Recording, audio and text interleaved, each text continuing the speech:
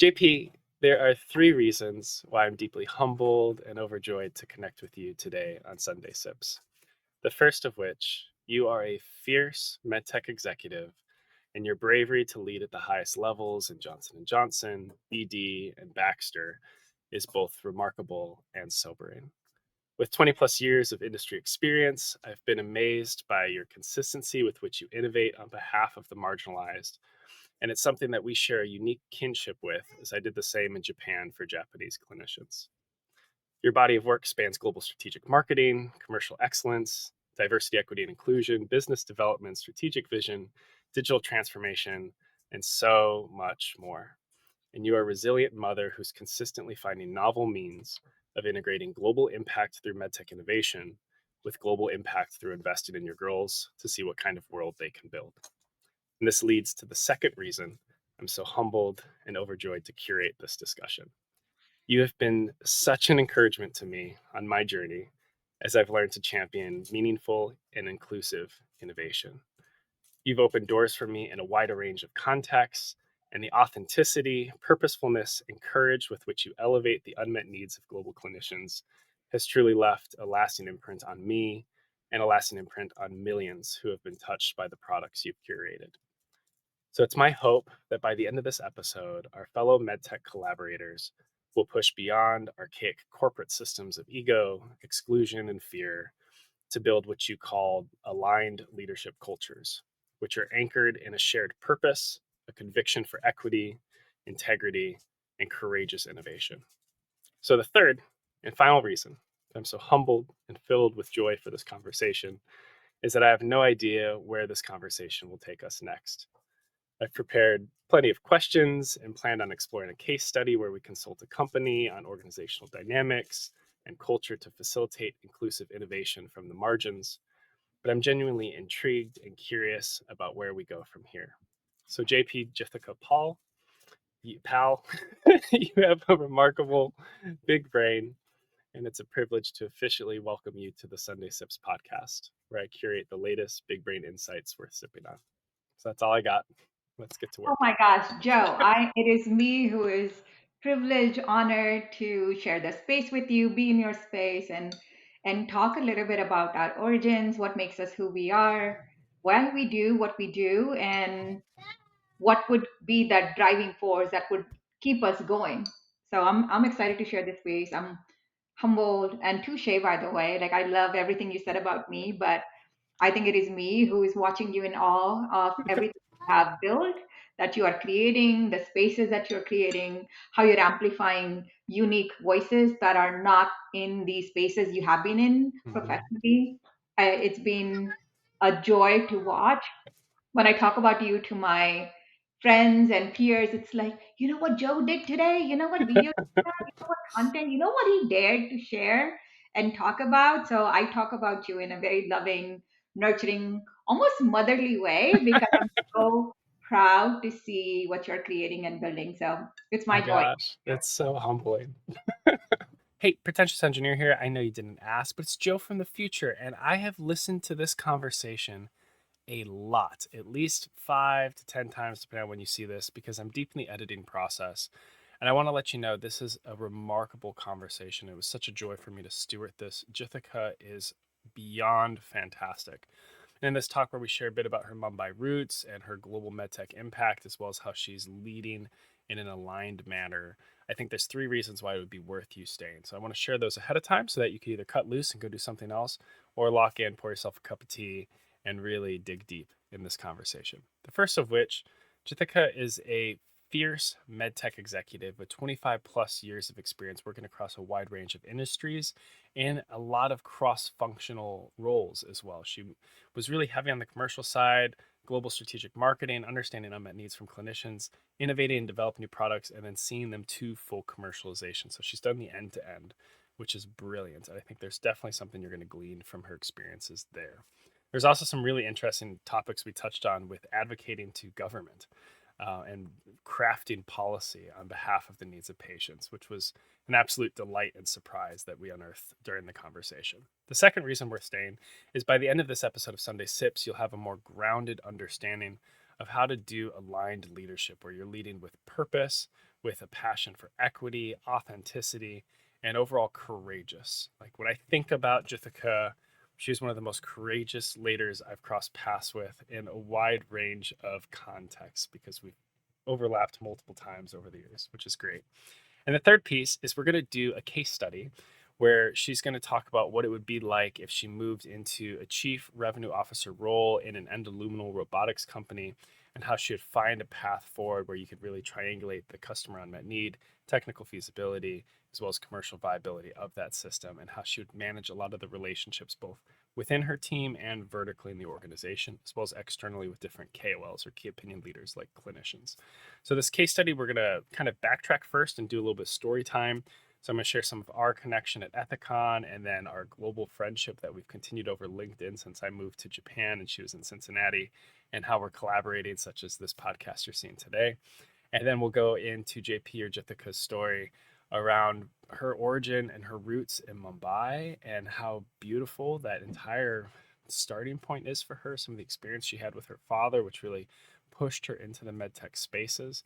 And then what she's done in executive leadership. And now she's at a crossroads of either finding another executive leadership role that's advancing global healing or looking at doing consulting and starting her own ventures. So we touch into kind of some of the decisions involved with that late, well, late career decision making on how you leverage your giftings to the highest level. And then we're going to go through some of Juthika's 5 big brain ideas worth sipping on around that case study. The first 4 are fantastic, incredibly helpful. I definitely gleaned a lot on how she would step into a new role, and what I could do when I move into a new role as well. And the 5th one will naturally surprise you. So I invite you to lock in, you can sip on that, and keep changing the world. Now back to the conversation. It's so interesting, like this podcast format that I've been playing around with. These conversations are really remarkable, and you hear these pieces you never hear because I had no idea. Like when I make a piece of content, I never know how far it goes. Yeah. And even when we're working together in J&J and I was working on an X and we're trying to figure out inclusion, you don't know what kinds of conversations happen behind the scenes about what you're building towards or what you're trying to advocate for. So that's just such a deep encouragement. And I apologize. I got slightly distracted as you were talking because the Netflix ended and I had to like keep so I was like casually like unlocking Amazon. So Oh, that don't worry about it. You know, this yeah. is this is us being our authentic self, right? Yeah. We're lifing, life is happening. Our It's kiddos are in fantastic. the Mhm. background. I have a dog who might pop in and start barking, so we're Beautiful. okay with it. Yeah, no, it's beautiful. And just to provide some context to viewers from your community and mine as well, I'm going to do everything I can to make the language of this discussion as inclusive as possible for folks who aren't in medtech spaces and who aren't in commercial excellence spaces and everything else that you have deep insights in. So I want to make sure you can still speak at your level to that context. And then I'll do a link in the description with an extra video where I can go deeper on some of this to provide context to folks. But I- this is going to be so fun. Yes, I'm excited.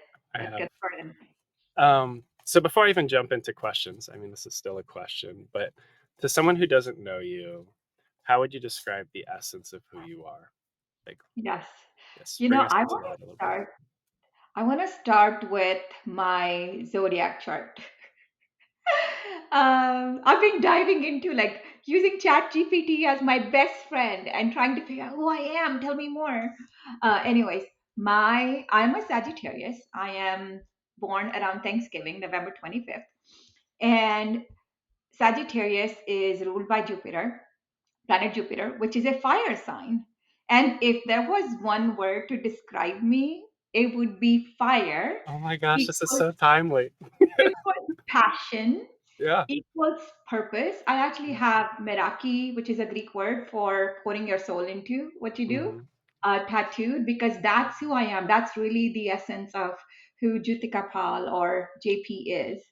I Everything I do is with intention, purpose, aligned with my values, and that is my core. Yeah, that is. And what do you do when that intention and those values aren't aligned with the places that you're in, right? When you're in Yeah. certain spaces that can't meet you at that level, how have you navigated that historically?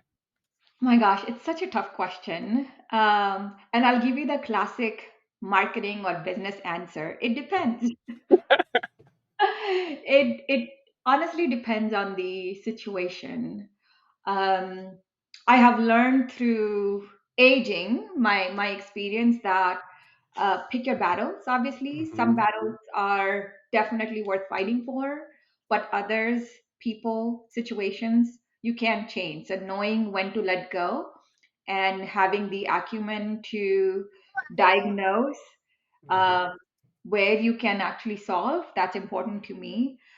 From a business context, um, I've had situations where, I've been challenged with that dichotomy. Like, what am I chasing here right now? Hmm. What's the, what does good look like? What's the outcome? And oftentimes in business setting, it is speed of innovation or speed of commercial revenue generation, like all of that.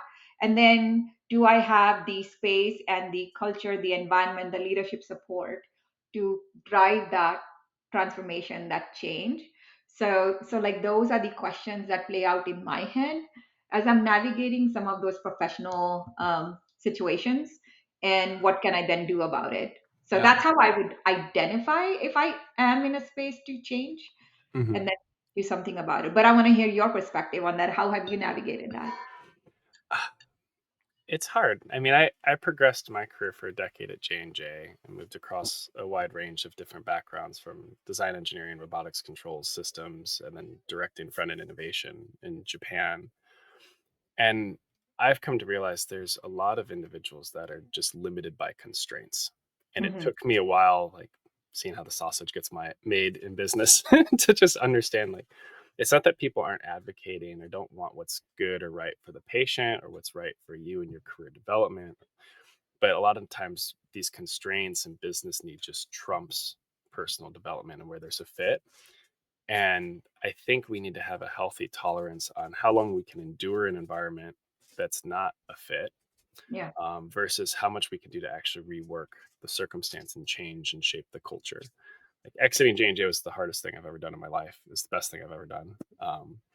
And it led to a whole world of hurt and entrepreneurship beyond it, and a lot of adversity and a lot of growth. But I think I had to realize that I kind of peaked on where I could take my career in those spaces. Um, and I think what led to that exit, we had an executive leader come in. He was going to be head over APAC, great guy. And like during his town hall, he was explaining that he had relocated 17 times over the course of quite a few years, moving across all these roles. And he had kind of shared it as a badge of honor and something you do. But for me, I immediately saw that as someone who didn't have control over where they actually wanted to move next in their career, and their family was being ripped across all these contexts. I've relocated 15 times in the last 3 years with 4 kids, and not all of it has been by choice. 12 of those moves were in 1 year to get to Japan because we were Oh, committed to the mission. Um, so when I was given the opportunity to move to New Jersey for J&J, I looked at, we had just had our fourth child in Tokyo. We had a support network. We knew no one in New Jersey. And I had remembered that leader coming in and speaking. I was like, I don't want that life. So for me, it was this moment of power of we're going to exit. I did a contingent resignation. So I was hopeful of a different role through J&J in Japan that didn't pan out based on lead times. And I think it's an area where you have to eventually realize when you outgrow an organization and then what you move towards next. Like there's other spaces where my gifts and capacity fit, but yeah, that's that's a bit of my world. I think I'm always pushing against culture enough, because you have to be shaping it. Otherwise, it'll shape you. And I'd rather challenge it and then figure out when you eventually hit like an exit from a context to the next. I'm curious if I could last a decade somewhere else, though. That's something I'm learning as well. well, do we have to think in terms of Yeah. depth, right? Do we have to think Yeah. in terms of these big, like, year ranges? What I also appreciate what you said is take back control. Because oftentimes we are driven by this. We talked about fear. In this context, it is, Hmm. like, where's my next paycheck coming from? Is it coming, right? Is my badge going to work tomorrow or not? Yeah. There's always, or am I going to please my manager? Are they going to be satisfied with my outcome, right? There's always just those fears. And so in your example that you gave, when there was this let's just call it kick in the butt, right? There was Yeah. this exit, not because of what you chose, but that was going to be inevitable. And how do you take back control and you say, you know what, you don't get to dictate what's next for me. Mhm. You don't get to dictate the kind of lifestyle I get to live. You don't get to dictate the kind of support system I get to carry with me or rebuild. That's on me. Mhm. So I commend you, Joe, for being so brave in working with this big conglomerate, this big culture, and saying, hey, I know that's the textbook that's written for all successful executives at this conglomerate. Yes. Everybody's done international rotations, everybody's done cross functional roles, everybody's done 4 rotations at VP level to get to that next level, whatever they're chasing, right? And you Mhm. said, well, I'm not going to follow your textbook. Yeah. I want to do life on my terms. And you want to integrate, balance, prioritize certain things. And you took back control. I think that's incredible, empowering, incredibly empowering for people. And I have been in those situations, right? When you get laid off and like, what do you do? Mhm. Because they had the control. Yeah. And now it's like, oh shit, like how do I navigate from here? But then how do you seize that moment, carpe diem, and like chart your own Mhm. pace? Like I love that for you, and that's where I am too. Yeah, it's a fun transition, and you have different risks and your own constraints with family and where you wanna live and what Yeah, you could do. Like, I was just navigating interview processes for a role that I was really hopeful for, but it created a split living phenomenon that was gonna be really challenging for us, and I didn't get it, which is kind of interesting. So I'm still progressing different opportunities in parallel, and you're always trying to optimize, like, where you wanna live, what you wanna do, what you're good at, what you're passionate about, what pays you well. And where you want to live creates interesting industry constraints as well, because not every company will do remote leadership up to the top. So as you start to get into the beyond senior pockets, it becomes more complex how you navigate the needs of your children and where you go from there. So how have you navigated some of that tension and challenge? Because you, oh, actually, before I even do that, like, you ended up in Cincinnati. I dug through your LinkedIn. I had no idea you were in Mumbai. Like, yes, you bridged from Mumbai GE to Cincinnati, and then you built a 17-year life out there at Ethicon. So, like, how did that jump happen? And then maybe the yes, constraints you're navigating now. yes. Let's go back Yeah, go way back. to the very beginnings of my story. So, Yeah, yeah. once upon a time, far, far away. In fact, so I live in Cincinnati, Ohio. In fact, 8,000 Mhm. miles away from here, Yeah. in Mumbai, India. Oh, wow. That's where I grew up. Mhm. As Juthika Pal, I go by JP now. I grew up in a tiny apartment in Mumbai where every penny, rupee, Mhm. mattered. Yeah. There were no shortcuts.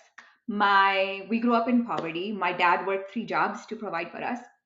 They worked super hard to give me and my siblings opportunities that they never had. They neither of them went through high school, and it was such an incredible blessing to be able to not just go through high school, college, and then come to US. But my experiences growing up taught me resourcefulness because we didn't have a lot of means, right? So it taught me resourcefulness. It taught me grit from an early age. I remember studying under the glow of the sun or a single bulb. Like when the sun would come, I was such a nerd. Like I would love just to read Yeah. and be like so focused on my academics. And if I were to study late night or early morning, my mom's like, the lights on, like electricity bills, right? Like they were worried. So as soon as the sun was out and there was this glimmer of light that I could read a book, I would take my textbook and like sit outside and read. Because I was that committed to that while also balancing like my financial situation. I would borrow books. Um, we always learned to fix what was broken. Like my dad, he was the original handyman for me. Like he fixed everything, and he was my original engineer. So that's how he inspired me to become an engineer. He was never an engineer by academia. He Mhm. became one because of his trade, That's and beautiful. that inspired me. So that was kind of very humble beginnings for me. But when I was a teenager, my dad got diagnosed with prostate cancer, and within 6 months, he really progressed and we lost him. We did not have the money, the resources, the access to get him the care that he needed. Watching him and our family go through what we did, feeling powerless. Yeah. Like that was one of the most defining moments of my life. And in a way, I made a quiet promise to myself that I want to be part of the solution. I didn't know how, I didn't know when, I didn't know how I would get to it, but I just knew I want to be part of the solution in healthcare. So no other family goes through what I do, and nobody else has to feel helpless like we did.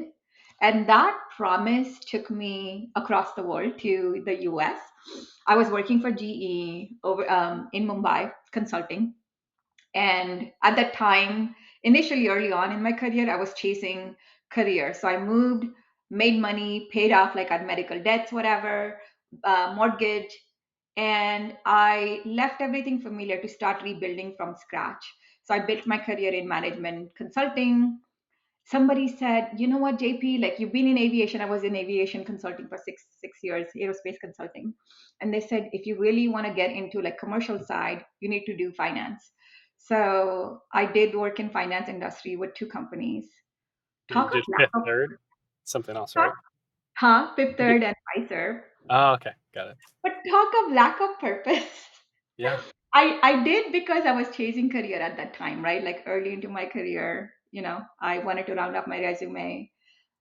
Joe, I did not leap out of bed to work in the finance industry. It gave me no sense of purpose or joy.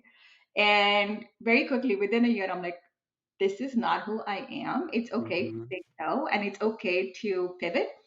And through networking, meeting common people, I ended up at Ethicon. So this Yeah. is almost like 17, 8, 20 years ago now.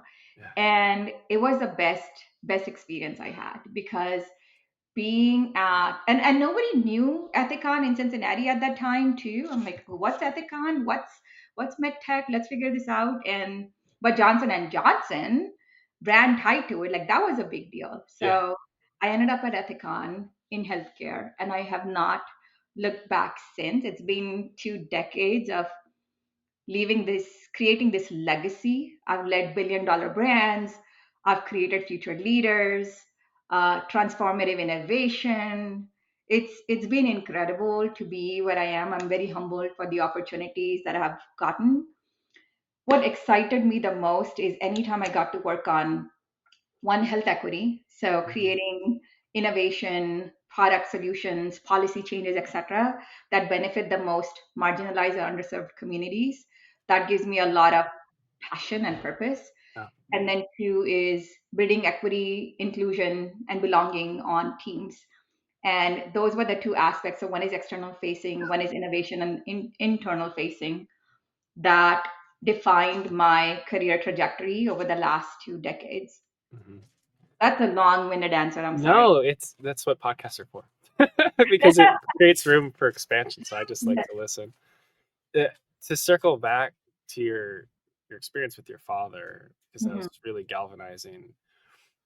Could you help viewers understand, like, he was navigating prostate cancer in Mumbai, India, compared to what a standard of care could look like 20 years later today? Like, Yes. what kind of different outcomes could have been possible just based on progression of technology, but also access to technology and what that could have meant for your family?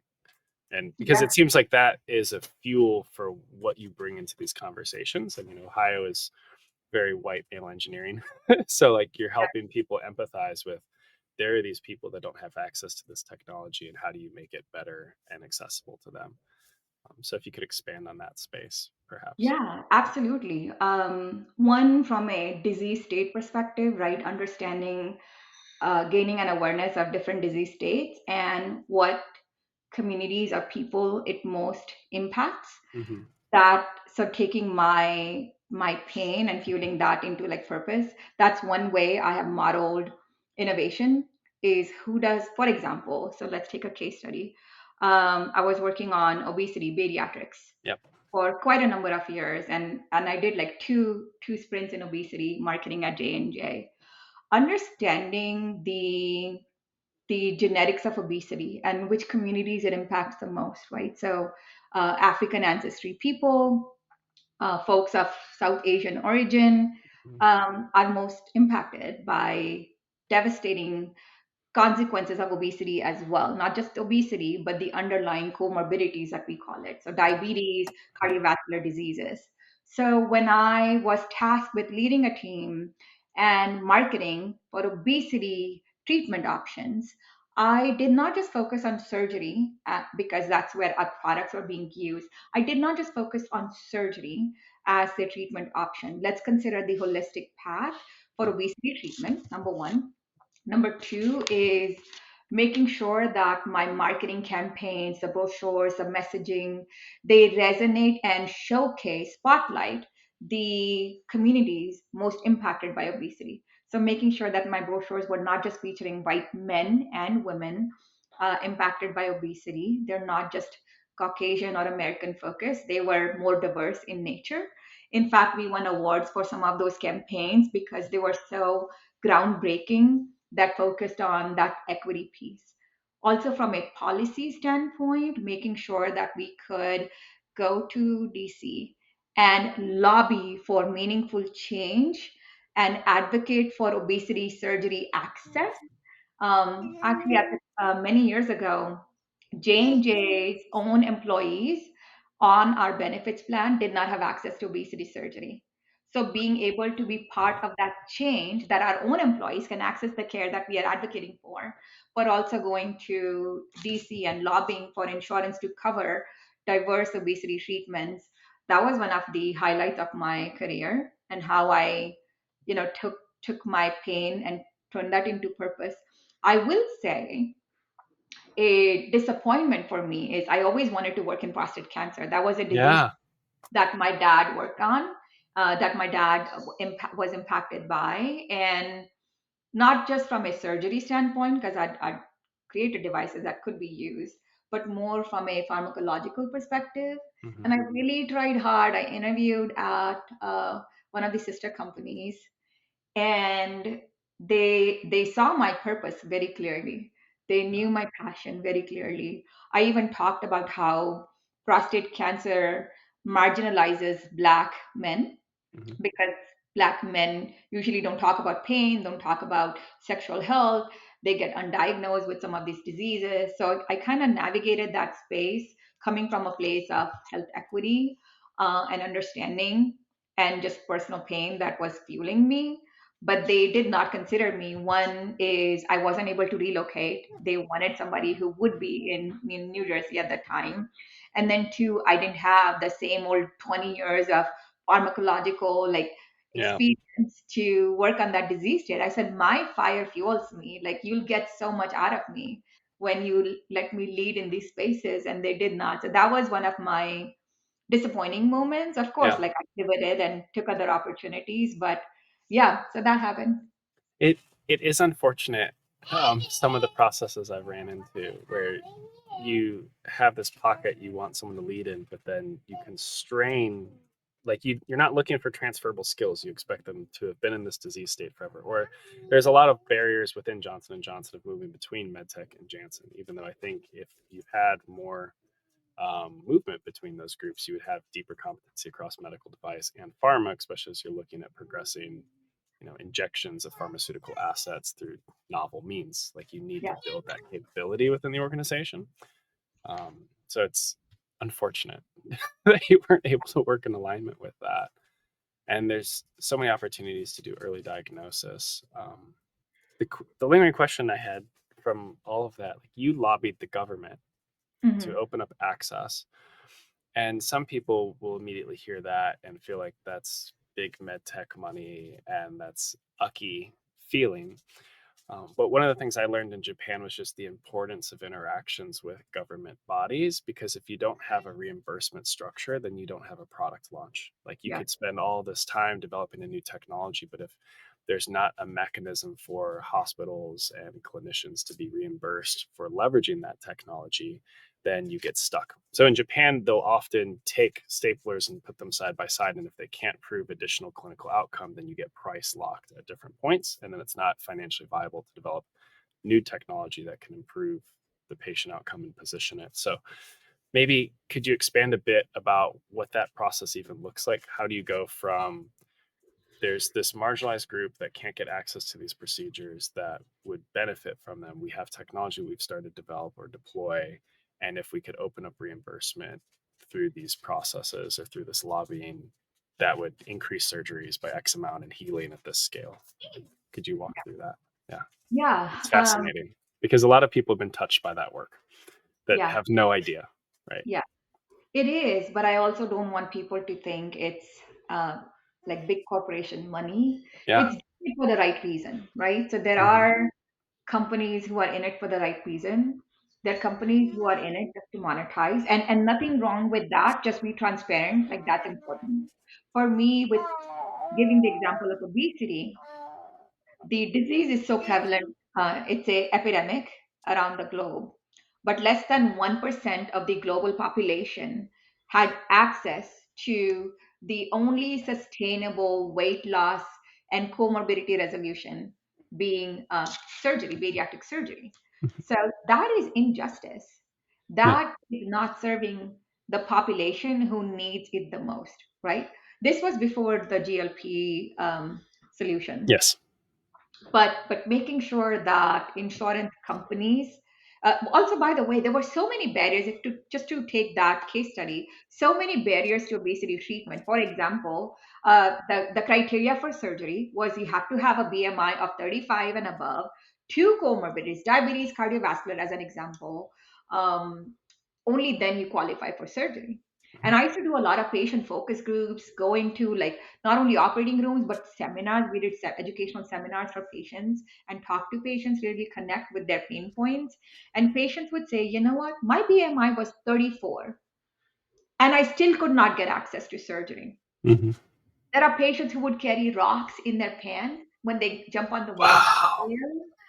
just so they can get to 35. There are other unhealthy ways, by the way. They're already obese. There are unhealthy ways to get to a higher BMI just to qualify for surgery. So listening to their pain points just moved me so deeply. Also, they have to go through 6 months of medically supervised weight loss. So what that means is they would not qualify for surgery unless they go through the 6 months of supervision from a doctor's office. What did that supervision entail? Imagine somebody who is obese, big, they're taking up space, they have to park and walk up to the doctor's practice, find their way, get weighed every week, right? And make sure that whatever diet, lifestyle changes that the doctor's office is prescribing is working for them for 6 months, that they're capable of maintaining that lifestyle before they get to surgery. Heck, they are here because they could not do that. You don't think they tried it time and time again, but they couldn't. But yet, that was the criteria at that time. So every time we would go to CMS, lobby for these patients, there was just an immense sense of purpose that was driving me and my team. The process was we had a department, and a lot of big companies have healthcare economics and market access. And that team sometimes hires lobbyists as consultants or contractors.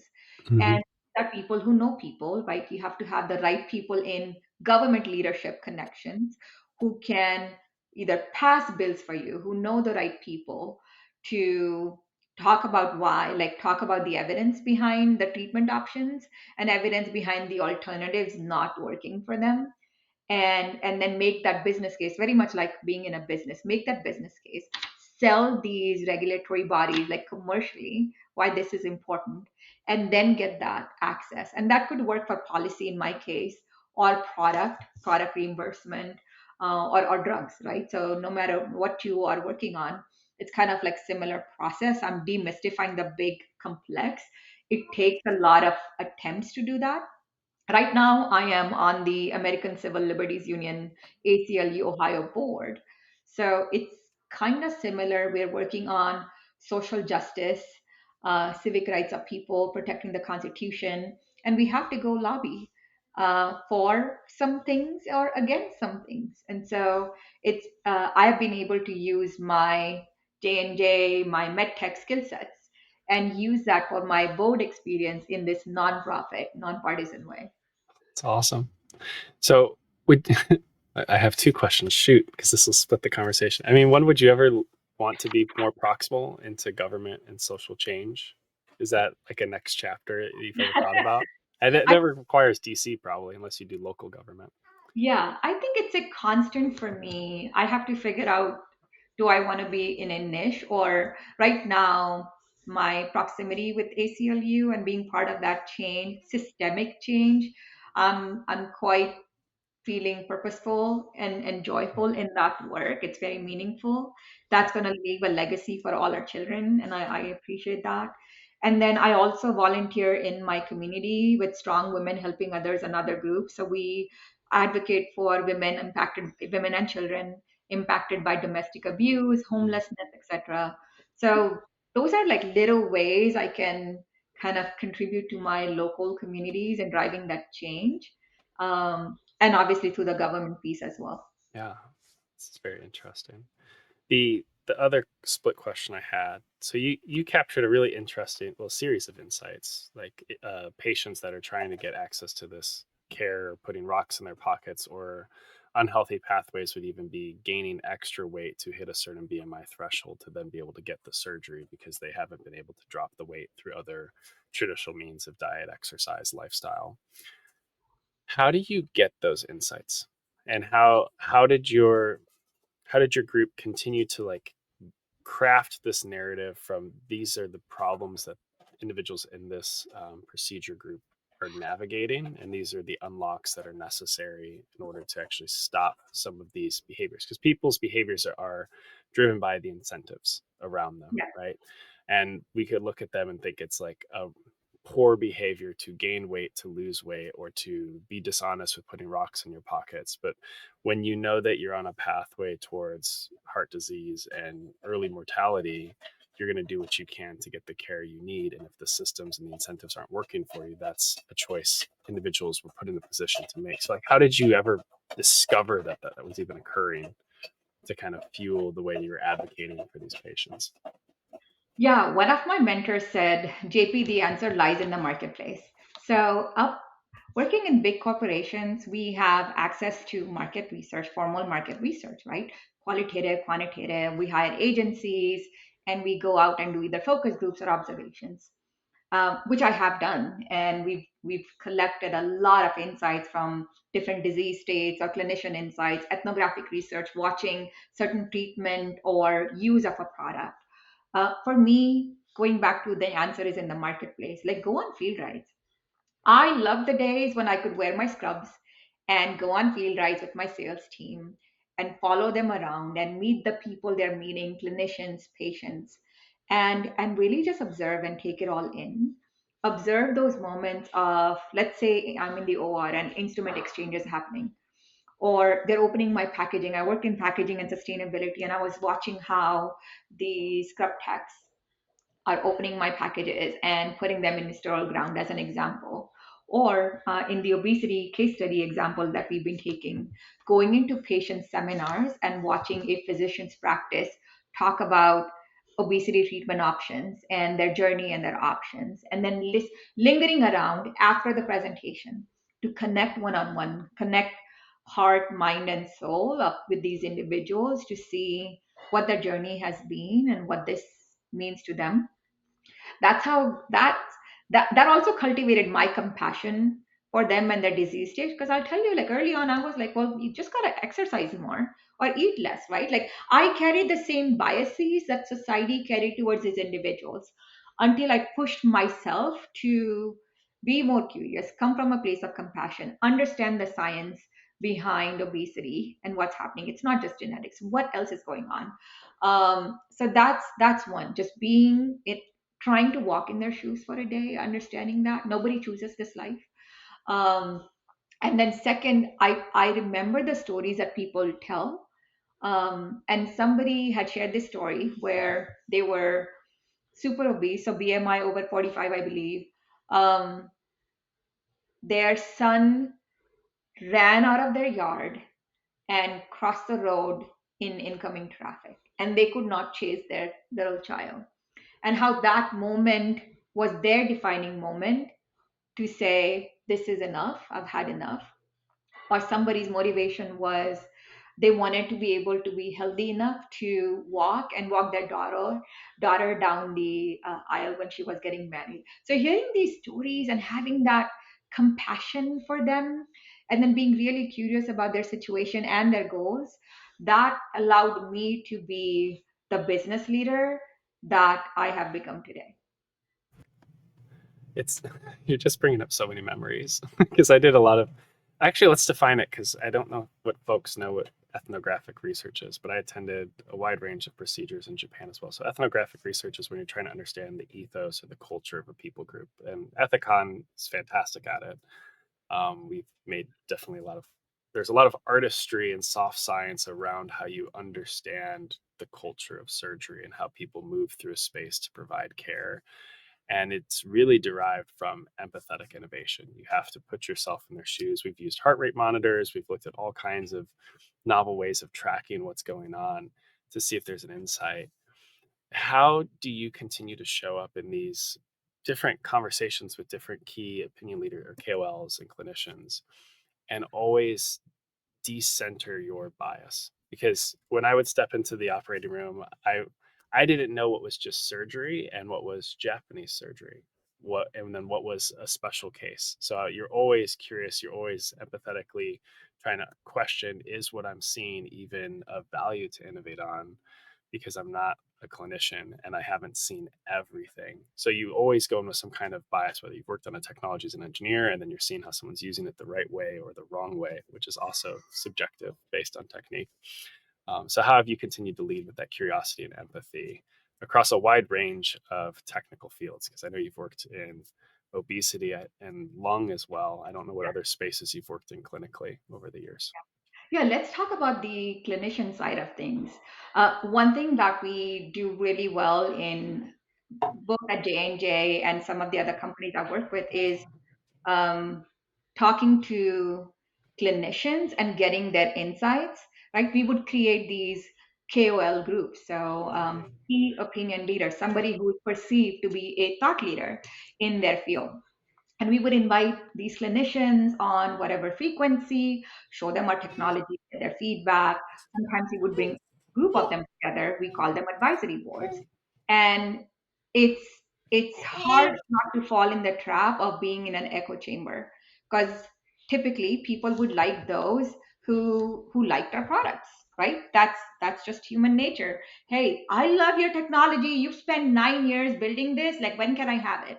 We love those surgeons, doctors. But those who are like, well, my hand is small, woman, Asian, doctors, that it's not working for my glove size. I cannot reach this trigger.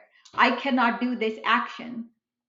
Well, my revenue comes from 80% of my revenue comes from surgeons with glove size 7. So I'm going to design to them because I can't have too many SKUs.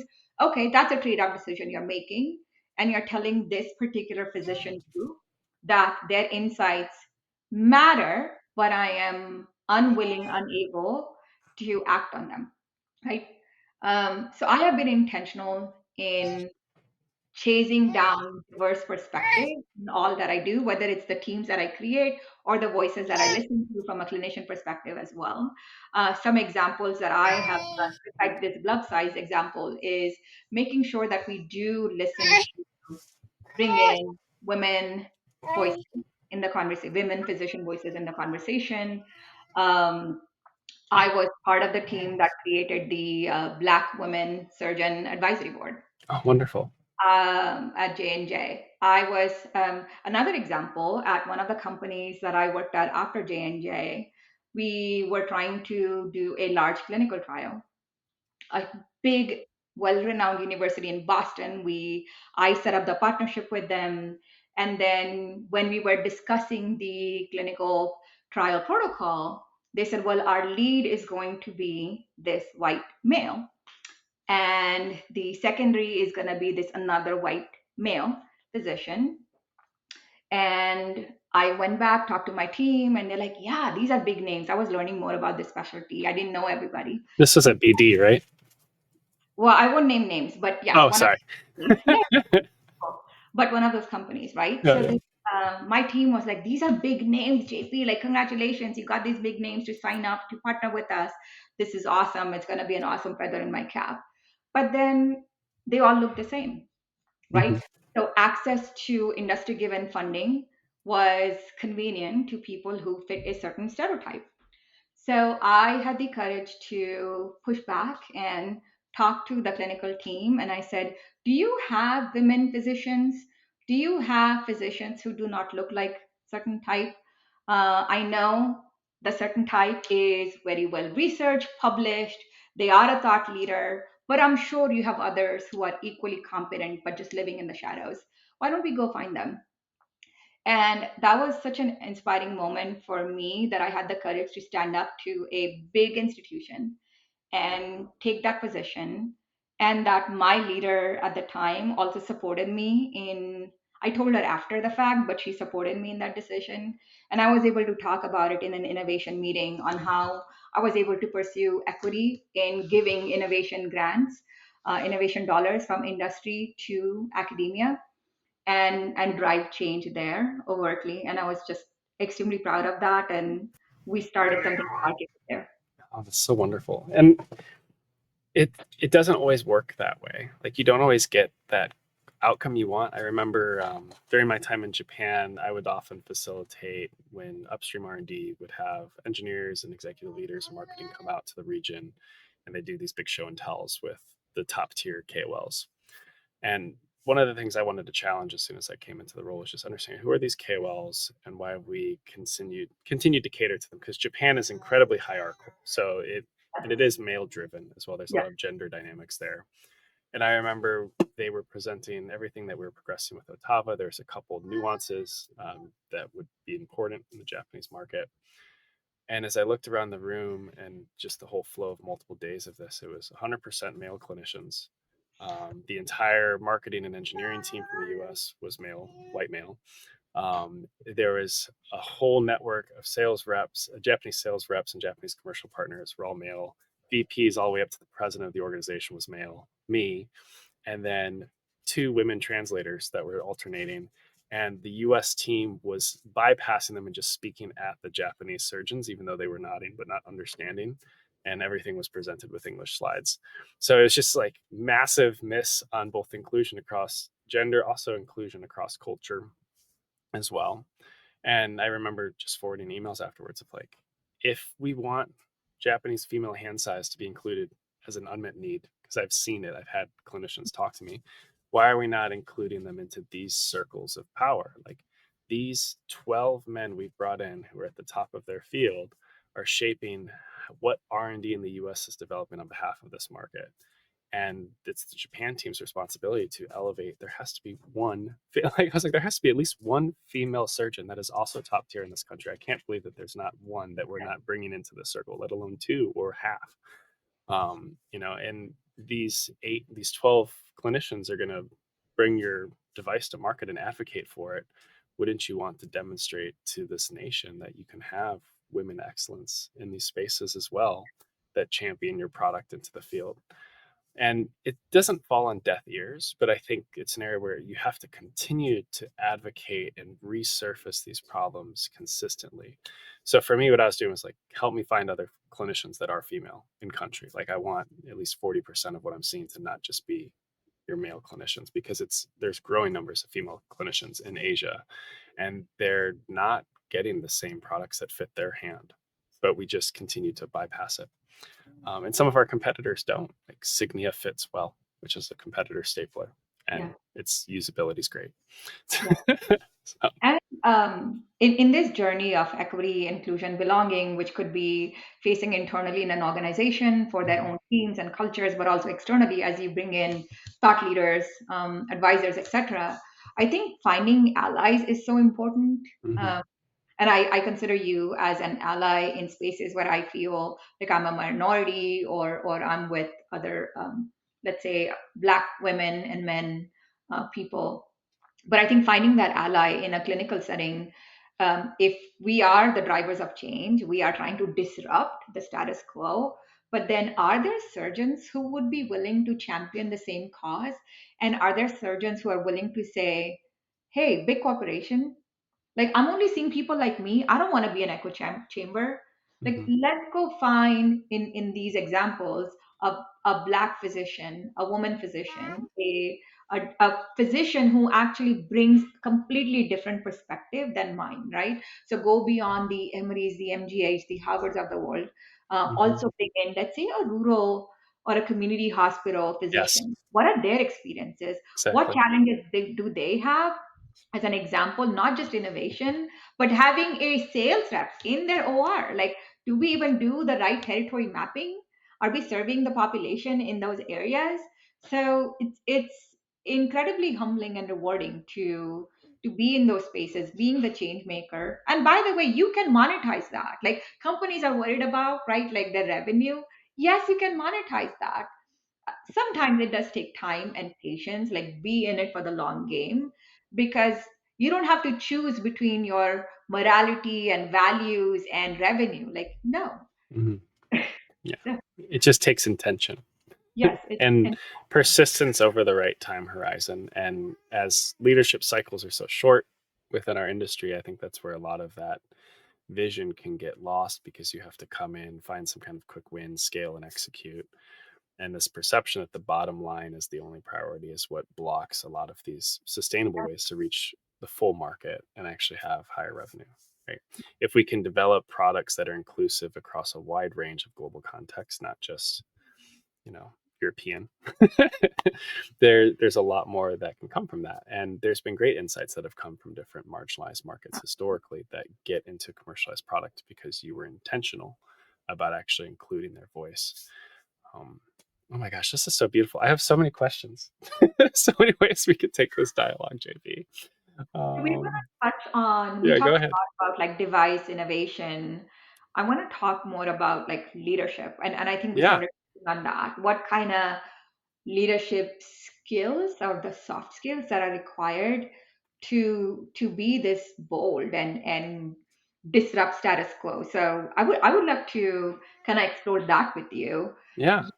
You went to Japan, company had a vision at that time that they want to invest in this market, listen to these diverse opinions, they want to grow that market. Obviously they saw commercial potential there, and it didn't quite pan out the way, the investment wasn't sustainable, things like that. What leadership skills do you think that you brought to the table or you were using to kind of drive that change within this organization? Mhm. That's such a great question. Try to put I, you in hot yeah, seat. no, you're fine. Resilience, which was developed over the course of the role, I didn't have it when I started. Mhm. Empathetic leadership is huge. Like just being able to give full empathy to any person you're interacting in any context and understand what's motivating them, what's driving them, what constraints are they navigating, what's blocking the larger vision because something's blocking them. That was a lot of the job. And actively being a bridge builder between competing factions. It was a Lord of the Flies kind of role because there was mismatched incentives from the beginning. And when I worked at the center of Ethicon and Verb, like there was also really mismatched incentives between these two businesses, and my job was to be a good partner. So moving into this directing front end innovation role is really to be a good partner between the Japanese commercial organization that felt legitimately excluded in our product offering, and then upstream R&D felt Japan was fully included through the rigor we bring with global strategic marketing. We know what these clinicians need. It's, in our pipeline, it's prioritized. Japanese are too critical, which is a huge Mhm. bias that exists within an organization. So when I was trying to contextualize this role, I connected probably equal parts between my historic R&D network at all levels of leadership, and then really bridging into different function groups in Japan, prof ed, sales, marketing, clinical, to understand how people viewed innovation from Japan holistically. And the vast majority of people on the US side Mhm. told me this job was not set up for success, that you're going to fail, which for me was fuel, right? I'm like, this is great. Yes. This is a problem. And let's figure out how to drive sustainable value, because I was hearing things like, you're going to go out, you're going to have a great leadership rotation and personal development, and you're going to come back and just be a normal engineer. Like, it's just you're going to waste 2 hours and a lot of business money in these spaces. And that was an incredibly expensive relocation because of all the moves. It probably took 500,000 to get us there and rooted and driving change on top of just R&D budget that I was able to leverage. So building a bridge between all these different competing factions and setting strategic vision and the incentives was really important. So I started something called Program Pokeball. That's what Mm. happens when millennials get to name projects. And every program Pokeball project had a vision over a specific disease state or an area where we can improve our process, like faster commercialization in the market. And they had English and Japanese names. So there's this way to kind of pull the culture together, and it created a lot of hype. I don't know why she's crying. She seems okay. Oh, One do you want to second. go Let me pet let me her? go Okay. check on her. Yes, please do. She's good. Okay. She got whacked in the head by Oh no. by the baby. So he's like a year and a couple months and just like smacked her. She's Oh no. covered. I gave her a stuffy and she's covered. So we'll see how well Oh she holds up. good.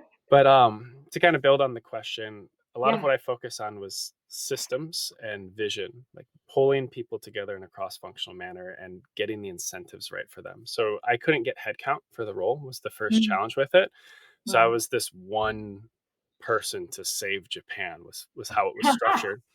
So by creating this vision program Pokeball, people could join the initiative at 5 to 10% FTE or full-time effort in Nice. addition to their core work.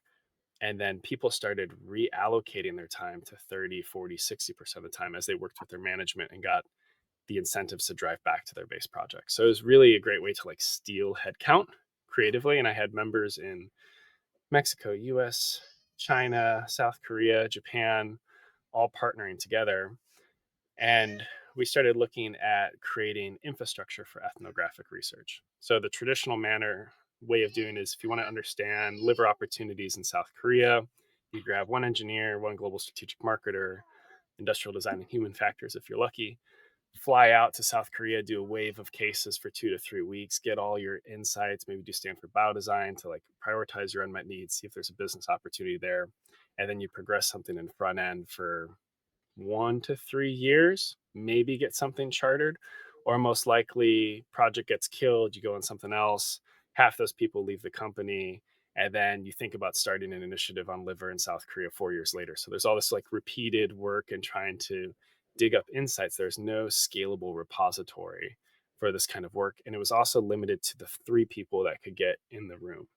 So what we were looking at was leveraging cinematic VR to position cameras in multiple procedures, and then creating this virtual environment where you could do digital ethnography. So for the first time, you could bring in engineers, project directors, VPs, medical affairs, Japanese commercial and sales, and you could all see the same procedure together, annotate the procedure, potentially get other inputs from capital and things like that.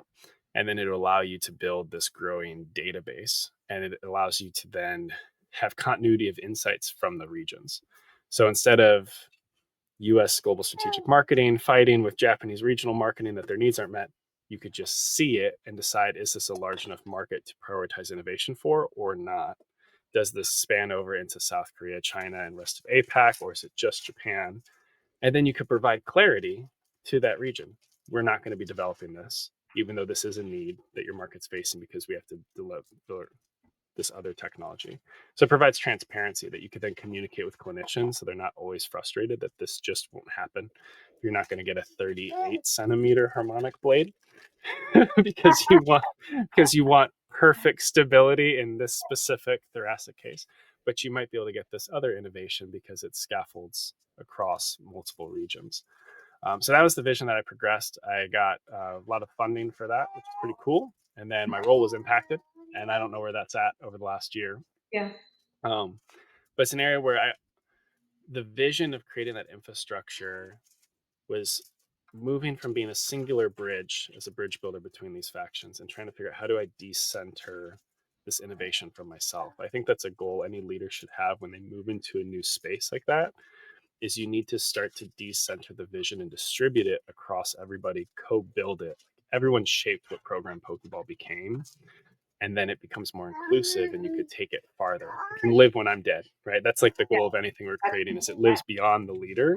yes, Like if Apple evaporated after Steve Jobs, and that wasn't a good company. that's So right. we have to Yeah. do that within our context as well. Yeah, I so appreciate what you said. I mean, one is leading with compassion. I think also like curiosity and compassion kind of go hand in hand. One comes before the other. I don't know, depending on the context, but just asking good questions and seeking to understand, not to like respond or say why we shouldn't be doing this. Oftentimes, I've seen people, especially engineers, fall into that trap. I used to go into a lot of user experience design Yeah. focus groups. And then when my UEX folks would ask questions, engineers would say why that can be done. And we're like, nope, we're not debating this right now. This is uncovering Yeah. the need, challenges, opportunities. Having that compassion to listen and practicing curiosity is important. I also think like leading with integrity. We When you have a moral compass and you're constantly checking every decision that I'm making, is that in alignment with my compass, or am I shifting away from my values and morals, or sacrificing? Yeah. To what degree? You have to make compromises, but to what degree, and where, for whom, like all of that. So that alignment with that compass is important to me. Integrity, always doing the right thing, even when no one's watching, right? That's a textbook definition, but that's important. So speaking up when something feels off, seems off, that's important. Those are some of the soft skills that I value a lot. And I often see, I'm talking to quite a few like startup founders, CEOs, and people like me who are in the midst of a change, or executives who have to deliver a change, and how they have to, there's this tug, this tension between doing the right thing in alignment with their own values versus doing what the corporation potentially seems to ask of you. That may or may not be a healthy way to execute through whatever it is that you're trying to do, right? A people decision, a patient disease state decision, or innovation decision. So like trying to break down that tension for people, that's an important skill for leaders like us, coaches like us, to navigate, helping people understand what trade-off decisions look like and how they would make that decision. And I think sometimes people don't even have a self awareness that they're experiencing that tension. They're just experiencing the stress and the fatigue. Yes. And they don't recognize that there's something dissonant between what they believe we should be progressing towards and moving towards as a company, and then what they feel they have to just do to continue checking the boxes presented to them based on their roles and responsibility. And having those challenging conversations vertically is really important, because a lot of times leadership at the highest level can't see what's going on in the ground and what makes the most sense. And we have to advocate for what is right at any level of the organization we're in. And having that, like nurturing that strong voice from which comes from like a strong heard inner voice, is really important. And also just knowing who you are. Like I found that with program Pokeball, is I've like rewound and thought about everything I've built in those spaces and the value it did or didn't deliver. It wasn't a perfect methodology, but people gave their extra time to it because of the cause and the vision, but in large part because of who I am and what I had navigated on behalf of the business. Like I always started with my story. Like I moved 12 times in 1 year to get to Japan on behalf of these unmet needs. And I modeled it by traveling the region, connecting with clinicians, trying to understand, trying to influence R&D, having this distributed team pushing it forward, being scrappy. I never realized that it was those pieces that caused people to also sacrifice their time and partner. It wasn't that this is just what's right to do for the market. Sometimes it's a little bit of charisma in your leadership Yes. disposition as well, can pull the right people along Yes. in that direction. And that influence without authority is, it's on so many executive roles, but I don't think a lot of people actually know how to do it, Yes. like how to I'll live it give, transparently. I'll give you this crazy example. I was working for a leader, executive position. They did not seem to have that self awareness that we talked about. They were extremely good at executing on their job. So giving orders, holding people accountable for their orders. They would even tell people what to do, how to do it, like their way. Oh wow. That person had written down how they want to see Excel spreadsheets from the team or Microsoft Word documents, what font to use, all of that. So they were that extreme. But being who I am, You I like different fonts sometimes? I am very honest with people. And this leader, one meeting, they were always late to meetings too, because they're in so many meetings, right? They couldn't prioritize maybe. But anyway, so I was asking some questions, and they said, I haven't taken a vacation all year, and my wife is hounding me for not being present. My children, blah blah blah. And I listened, and I said, well, that sounds really unhealthy, and just pin drop silence because I think nobody had the courage to say them. They thought being busy was a badge of honor for them at their position. Um, while everything else was suffering. And the work wasn't great. They thought it was great because they told everybody what to do, based on their own style and needs. But the team wasn't producing. There was also what I found out is lack of psychological safety. That's another topic I want to explore with you. Is the team did not feel safe speaking up, giving them feedback, but just speaking up on how their leadership style and the culture that was present on the team was not conducive to people showing up in their authentic way or driving innovation, taking risks, like doing all the fun stuff, being bold, like none of that was working. But I was able to talk through that with them and start talking about like what does it take to create psychological safety on the team and why is it necessary and what does good look like at the end of that. uh, but again, it's the prioritization of short term revenue versus some of these long term, spicy, meaty culture builds initiative that you have to do, right? It's not sexy. That grind is not sexy. What they measure on is like their KPIs.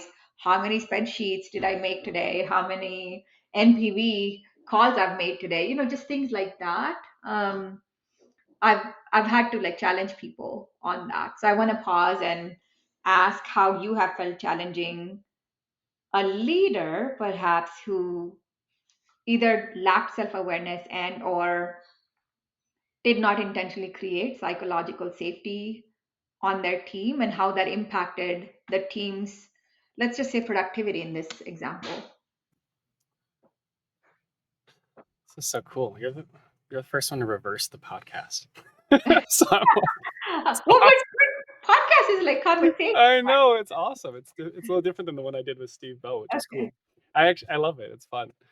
How did I mean, leading vertically is really important, and providing feedback, I think, is helpful. I would always try to figure out when is someone in a position to hear what needs to be said. So I think environment, like conditioning the environment for a conversation, is really important. And as you're working vertically with people that are VP, company group chairman, etc., he felt, but he's good. Oh, No, he's fine. He's fine. He's exploring. Like when you're working with those people, the bandwidth gets so constricted, and the pacing with which they're moving is so fast. To find a moment to inject, you have to be very creative.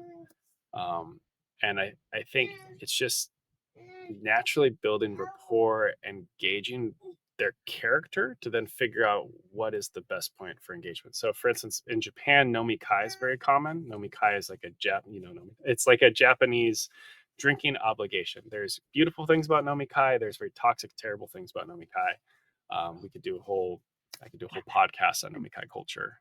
It's something I had to learn how to adapt to, but it can be very damaging on the personal side of like you have to just mm, your typically your wife carries the load while you're just out drinking with colleagues because it's obligatory or it's necessary for your role. But for me, I found with certain senior leaders, that was when they were open enough that we could kind of stop some of the masking, especially some of my Japanese leaders, and just talk about like, hey, what's going on with this? Like, can we press into these spaces? Because that's when they were most at ease. And I think finding the right conditions to have someone be receptive to what you're saying is just as important as just having to say it. So I was always finding those moments when I was advancing robotics controls. Ethicon was doing robotics controls. We were making the instruments, but we also had Verb Surgical was doing the robotics controls, and they would be the ones that do the final implementation. They were the PhD robotics. I was the guy who was figuring it out as an engineer. I remember having to kind of weasel and work around the organization to figure out why are we hitting all these roadblocks with these individuals that are supposed to be bringing our instruments to life. Is it a technical feasibility thing? Is it a bandwidth issue? It ended up being bandwidth, Mm. and I had to unearth that through connecting around people to get the context to then have the pointed conversation. So I think if you take that extra effort as a leader to understand the conditions, the constraints, it allows you to show up in those moments of confrontation in an edifying way where someone's ready to receive, as opposed to just, I need to respond quickly because if I don't do it right now, it'll never happen. And then you move on. I actually nurture moments like that because I think it's really important for building sustained trust and Yeah. healthy conflict long term. Well said. Well, Yeah. and you're parenting in real time, by the way, right? You're prioritizing like where do I triage Hmm. this? Like who needs the help? Who doesn't? Hmm. Who has the competency to take care of themselves in this moment right now? Yeah. Other times, though, I do just watch, which is painful, and I let people live the lives they want to live. Mm. Early as a co-op, I remember doing a couple late nights working overtime because I was testing our clip appliers in the lab. And there's someone who I'd say was like a pseudo mentor to me. He was a director in project management, but he was always the last one out of the office, no matter what. And a little bit more old school. He would type with two fingers, which is awesome, but like really great at his job. But also, why is he doing emails until 7 or 8 every single night and coming in early? Is he really driving that much more impact? Like, does that volume make sense, or is that just busy? He could be with his family. He could be, because he had two kids that were starting to approach college age. And I just remember watching and saying, well, I don't know if I want to lead in that way. But I didn't have that conversation with him because I was a co op who doesn't know anything, was the lens I put on it. But I think there's still moments where I pay attention to leaders at different levels and ask, like, do I want the life they're leading or not? And then you're always adjusting the path based on that. I love that. That's such an important distinction to make, whether it's a leadership style they have or Mhm. the values that they have picked up or the feedback, if they're giving you feedback, like, do I value this person, their competency, their style enough to take that piece of feedback and incorporate and change, whatever it is that they're giving me feedback on? Like all of that has been super helpful because you get a lot of feedback and coaching and Mhm. even unsolicited from a lot of people. So understanding, like unpacking that, but also knowing like where the feedback is coming from and do you want to take that and receive that, like that's Yeah. been Well, and I am not afraid of working exceptionally hard. Like I have worked across time yeah, zones. yeah, In all in entrepreneurship, I have worked exceptionally hard, but being present as a father is an equal value, right? And yeah, I think sometimes, especially in corporate spaces, we get so conditioned to certain box checking and tasks that really aren't non-value added just because we say yes to things that don't have to happen.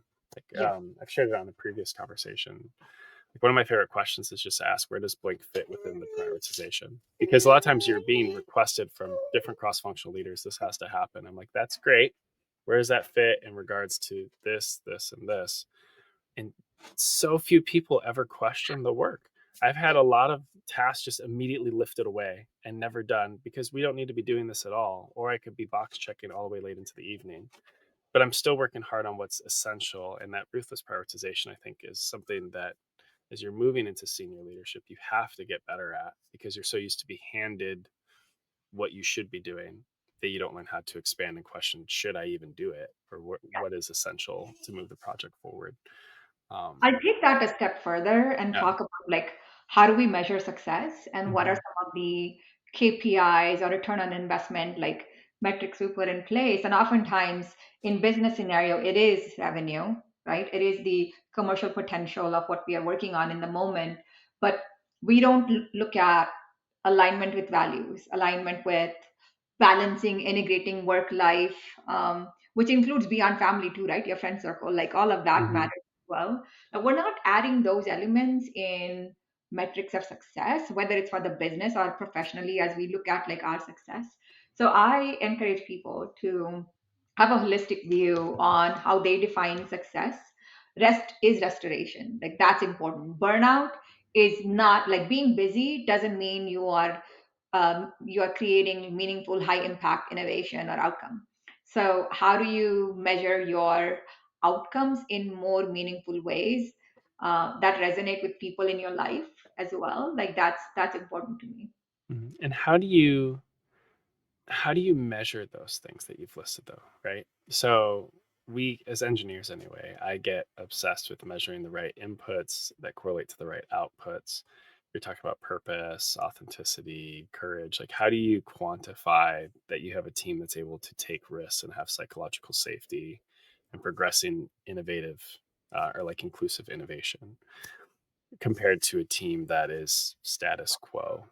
Right? Like how do you differentiate that? Yeah, I mean, it's both qualitative and quantitative. So Mhm. in my personal spaces, I do seek feedback from people whom I value in am Mhm. I showing up authentically and am I present for you? I actually mentioned this to you the other day. My kids had just come home. They were transitioning from one home family Mhm. dynamic to another. Yeah. And the way I contribute to that transition is creating space for them and being super present. So keeping my phone away, for example, being making eye contact, having a conversation, whatever that detoxing for their needs at the time looks like that's important to me. So getting that feedback qualitative from my personal life, my circle of trust, that's important to me. In terms of innovation, obviously we know revenue speaks volumes, but looking at leading and lagging indicators, because revenue is a very lagging indicator, Yes. what are some of the other indicators we can have in place that tell us you're making meaningful progress? Psychological safety. I do qualitative outreach to my one-on-one, like skip level two, making sure I go to the lowest level in the organization and Oh, my team awesome.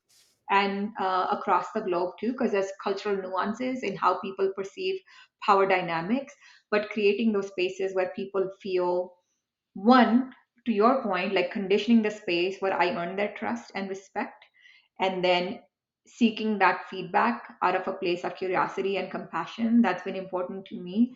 And that qualitative feedback has fed into my assessment of have we moved the needle on psychological safety? Are people willing to take risks, speak up about risks that are upcoming on innovation? Those have been important. And then how do I then represent my team's body of work and take it to the next level of executive leadership and present, okay, well, we're not going to hit this deadline. And Yeah. of course, it's not going to be this way, right? So, how do I now show my team in real time that your work is important and I have understood what you're communicating in terms of risks and our ability to hit a certain deadline milestone or not, because you cannot sacrifice patient quality in and outcomes in the work that we do, right? Yeah. MedTech is very special Critical. for that reason. So you have to have the right kind of time, diligence, quality, all of that. Not unlimited time. So that's for another day. But being able to represent that body of work and substantiate that evidence and take it to your leadership and say, this is why this is the new milestone or timelines we're casting. Here's the reason why. Here's my confidence level at um, at this new milestone. And when the team sees that in action, they feel represented and heard in that. That builds more psychological safety and trust as a leader. So those are some of the things that come to my mind that I've tried recently. Excellent. JP, I have a pivot in the conversation Yeah. to build upon that, to go around leadership, and it's kind of improvising for what we talked about curious or like earlier. Originally, I was planning some kind of case study where, say a company has a team and they're trying to be more inclusive about how they do innovation. Based on what we've talked about, I want to frame a different case study because I think it's more interesting. So last Sunday Sips, I talked with Steve Bell and we discussed what it would look like to start up a robotic surgical company in the endoluminal robotic space. So, if you wanted to do a colorectal robot that had an ability to diagnose and treat, potentially do, injection of pharmaceutical assets, things like that. Very complex technology space, very complex unmet needs. You're developing new clinical workflows that haven't been done traditionally. You could be doing concomitant where you're working inside and outside the lumen together. If you came into some kind of startup in that clinical environment, say as the VP of global strategic marketing or the VP of what is it, CRO, if you're the chief revenue officer, looking at that space, what would you do in the first, I don't know, 180 days or so to create psychological safety on your team, to have a clear understanding of the mission and vision of what you're going after, to make sure that you have the right commercial pathway forward, that you're informing the design team, that you're not designing out into a space of technical feasibility that doesn't deliver any clinical value, to make sure you have the right reimbursement structures, maybe lobbying strategies. There's all these different touch points that we've explored, right? So if you came into a role like that, chief revenue officer of a new endoluminal robotics company, delivering care in that way, how would you move in that space? What are five big brain ideas you would have to lead effectively? Because I think you want to talk leadership, and that's a Yeah, really great ambiguous problem space with a lot of yeah, technical challenges and commercial challenges to shape. So I'll give you space to explore. yeah. We're doing this real time, right? 30, 60, 90-day plan. Yeah, Uh, yeah. for Maybe while still holding intention, you need that 3 to 5 year outlook as well, because capital's yeah, so involved, right? yeah, So, what would you do to get moving, yeah, and where would you put your effort and your passion in something like that? yeah. I oftentimes I'll define one problem and Yeah. then I'll answer your question. Oftentimes, people who start a role are so gung ho about Hmm. making an impact and showing Yeah. visibility and making their mark that they just go too fast. And I have learned through failures or setbacks is not to do that. Like go slow to go fast. Being intentional about taking that time to listen. So okay, so first is go slow to go So fast. good. Yeah.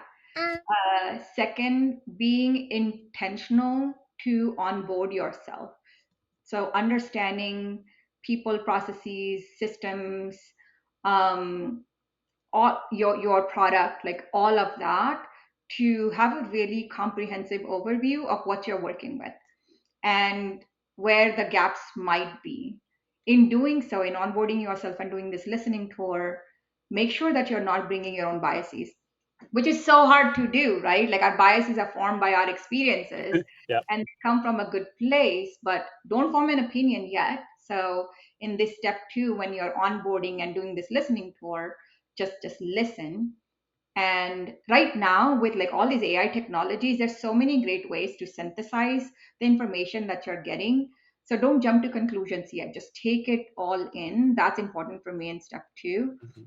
So for step two, you're almost doing ethnographic research on the Yes, organization, yes, right? You're trying to yes, understand the culture, the way that they innovate, what's driving their behaviors and motivations, yes. and what they're building towards.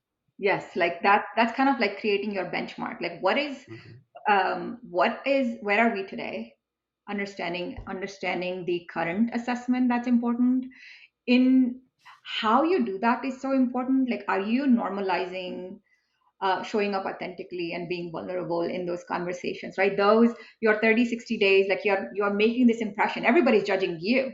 You're saying don't judge anyone, don't hold biases, but people are gonna judge you, right? So how as a leader, as an executive of this team, you show up with authenticity, talk about your values, be vulnerable, talk about what moves you, like personally too. Like I talk about my kids all the time.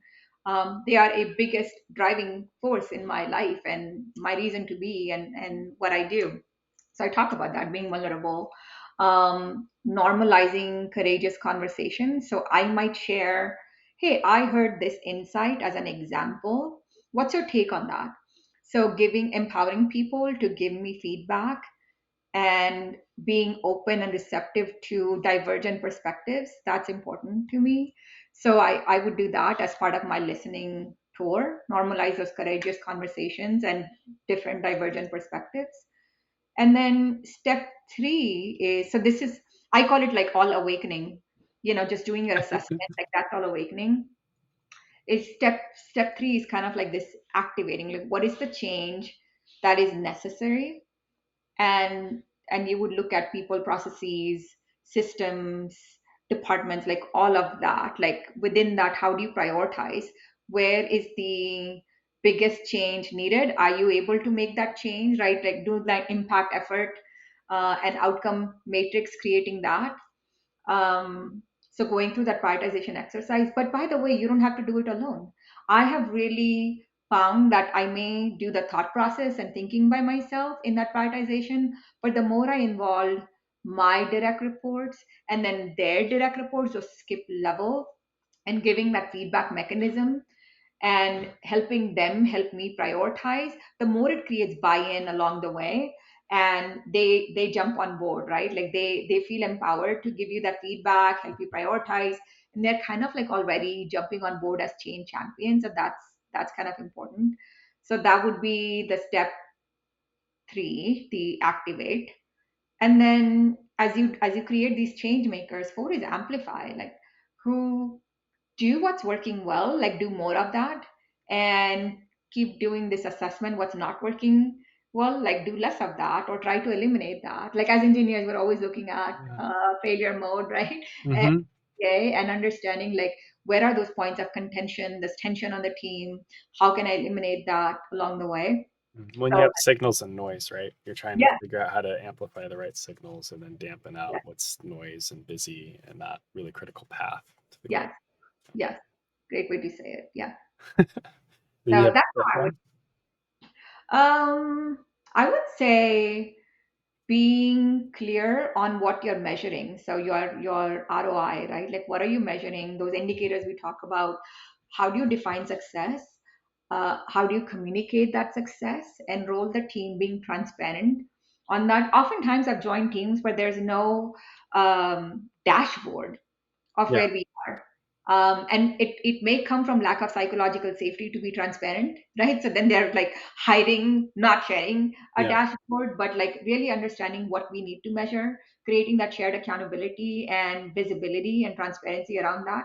I've also worked on global teams where, let's say, a team in India, let's say, is developing something and a team in US is executing, but they are not communicating the big vision, the purpose, the impact, customer stories. Like they're not getting to hear all that. They're just doing the busy work. And that does not create this championing of your purpose effect. So involving them and treating them the same as you might your US team that is more customer facing, creating those opportunities for them that creates that enrollment and buy-in as well. So creating that global inclusivity with intentionality, and using a shared language around your purpose, vision, this dashboard that I talked about, the metrics, that would be my fifth. Interesting. And if you had this global team, right? Let's pretend you have R&D in West Coast. It's a fun Yeah. Silicon Valley startup, and then you're trying to interact with the right KOLs and clinicians across a global context that you're engaging. Maybe you have some initial sales force that you're starting to get off the ground in different regions proactively to position capital. How do you work across time zones and those competing groups, and like where do you position your time? Because you have the market you have to assess and be proximal to, you have teammates you have to be developing in multiple levels. You've talked about building rapport and trust. You also have to be establishing trust vertically with the CEO as well as the board if you're at a CRO level. So how are you allocating your focus? And is that evolving from the first 30 days to 60 to beyond? Who are you building rapport with first in a situation like that? That's in an increasingly global economy and the world that we are creating, that's such an important topic now. And a lot of companies are going back to office and only prioritizing this like office in-person presence, when they overlook the actual connection and building of trust, by constraining themselves to a geography. So how I would do that is try to be as inclusive as possible of different geographies and culture, time zone culture. um, for example, when I was leading this one particular team, people would say, "Oh, you can do this at 10 a.m. Eastern time because it's 8 p.m. Indian time." So these people, our employees in India, would go home, have dinner, and they can log back in. It was assumed, like I was said that like you could have your town halls at 10 p.m. 10 a.m. our time, and then on the West Coast it's 7 a.m. Kind of fine, reasonable. And I said, have you validated that assumption? How are we um, including other time zones, maybe giving them different modalities to engage with if they cannot do a live? Could we in the US and Eastern time zone adapt to other time zones? So instead of us always doing a early morning, so it's late night in India, what if we were to do one late night, like rotate the time zone concept to accommodate for different time zones and meet people where they are as well. You can do it every single time, but you alternate that and rotate that responsibility.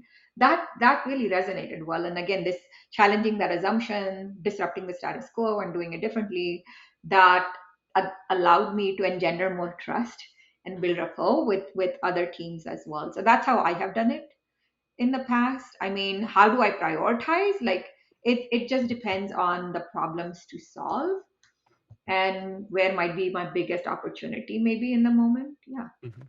Well, and something you can play around with to build off of that, because I noticed the same thing in Japan. Like Japan had to bend over backwards to Yeah. get proximity to anything happening in US, which when we started building program Pokeball and having these inclusive teams where I had a US co-lead, a Japanese co-lead for any project, I encouraged them to alternate so that they could be present with their families. Like it's just a simple, thoughtful thing of actually work it more than assume it and discuss it was really helpful. The other thing I played a lot with was asynchronous communication beyond just email. Yeah. So doing asynchronous video communication. Now I use a platform So called good at Loom. it. Yes. Thank you. Because you can cut out probably 90% of meetings if you just equip people how to talk over video in little mini slices to make it fast. So I would have different people chattering back and forth. And that way we never felt the pressure. If you get an email at 10 o'clock at night, you don't have to respond to get it to Yes. them at 11 in the morning. Sometimes we're going to have a 2 day latency in communication because we're doing global business. So I think part of it's also establishing those norms because I immediately felt the pressure of I have to be gosh, in Japan, they start a little bit later. They start around 9 a.m. They get into the office typically after a 1 hour commute or so by train. But then they'll go late into Yeah. 6. They'll go home and eat or they'll grab a bento on the way and they'll work till 10 p.m. So emails go from 9 a.m. till 10 p.m. Right. And then that's when all my US stuff would hit. So I would wake up and then you're just inundated across the Yes. whole time frame. So learning how to have focus across that was always fun and establishing boundaries. Like, this is why I'm not communicating to you during normal Japanese working hours because I need deep work to figure out how to engage what happened on the US side as well. Um, what other? Could I What, make an add yeah, to that? yeah, go ahead. Oftentimes, people who are not co-located with us don't have access to customer or patient insights Mm, directly. So I was intentional in creating opportunities to engage with potential clinicians. Um, for example, so rather than only read an executive summary of a market research that is passed down to multiple people for our offshore constituents, I started these monthly KOL meetups that were virtual. oh, And it, excellent. it, it was a very cost effective way of doing it, but a KOL lunch and learn, or again, accommodating for different time zones. But having a thought leader who could directly interact with my teams that are positioned across the globe, that felt very empowering to people and allowing people, let's say in India or Europe, the access to this thought leader and being able to ask direct questions, no matter how silly we are. Again, the US teams were thinking, I know my customer, I know my insights, I know my problem I'm solving, and India is just delivering in this example. They don't have to. Let them be feel part of the problem and the solve together. And so creating that direct communication with the KOL as well as our teams offshore, that was just beautiful and intentional and thoughtful and made them feel we are part of Oh the same purpose and aligning our incentives together. That was another way that I did it. my gosh, that's so fun. I love it. And if you find a way to sprinkle those KOL sessions at different times for different subgroups, right, it becomes more and more inclusive. You can record it as well because the live engagement's so valuable. Yes, And it's just having that extra step of intention to look at people's calendars and to imagine that life's happening around the work, and global teams have to flex differently than normal traditional teams. But what we work on is so fruitful. So yes, it's worth it if you do it well. yes. Excellent. Well, I have like one more lingering question, and then eventually I actually have to get my kids off the bus because they get Yes. off at noon. Listen, um, can you believe how fast time has I passed? know it's so fun. So this question, you've adapted across a wide range of disciplines, and a lot of folks get stuck in one. So what's empowered you to lead across global strategic marketing, commercial excellence, DE&I, business dev, strategic vision, digital transformations? You did consulting at GE way back when, project management. How have you had this boldness or confidence to keep stepping into roles that were adjacent to the function group you were in? And a lot of these roles were also vertical. Whereas I've heard a lot of coaching of like, you need to either move laterally or even slightly under to get into different spaces. You've continued to just push and expand into each new opportunity. So, what's kind of brought about that confidence, and how would you encourage other folks to take those same kind of risks in their career? Yeah, they were not always vertical, by the way, Yeah, of course. which is what I sometimes struggle with. Uh huh. But but to answer that question, what brought about the confidence? It's the growth mindset. It's knowing that every opportunity presents a different challenge, something new to do, new to learn, new people to interact with. So keeping that growth mindset is extremely important. Second is resilience. We talked about like upbringing. For me, Hmm. resilience was kind of my middle name. I had no other option but to take every challenge head on and just push through and persevere, and knowing something better is on the other side. So having that growth mindset, that resilience, that's super important as I navigated my career through all these different transitions. Going back to my first comment, it's not always been vertical. I used to really get stuck on that. I was chasing titles. I wanted to leap from manager to senior manager, from senior manager to, just following that traditional latitude. And when that wasn't happening, I felt shame. I started comparing myself to others. How come so and so who does not have my breadth of experience or the tenure of experience gets to be so and so title? And it's taken a lot of work. I sometimes still fall in the trap, but it's taken a lot of work to overcome chasing of the title, but be more in the pursuit of purpose and meaningful outcome. And that can look differently. That doesn't mean, again, you compromise on what gifts you bring to the table. I don't have to tone that down. I'm the same person. I have all this experience. If I get a manager role in, let's say, prostate cancer in pharmacology, I'm not gonna not be this executive that I have been, Yeah. just to learn that role. But yeah, don't chase titles. It's easy to say when you come from a place of privilege too, like don't chase titles, but know the value that you bring. Like your confidence comes from, I'm a badass because I know the value I bring. Like no Yeah. one can take me on that. I know that.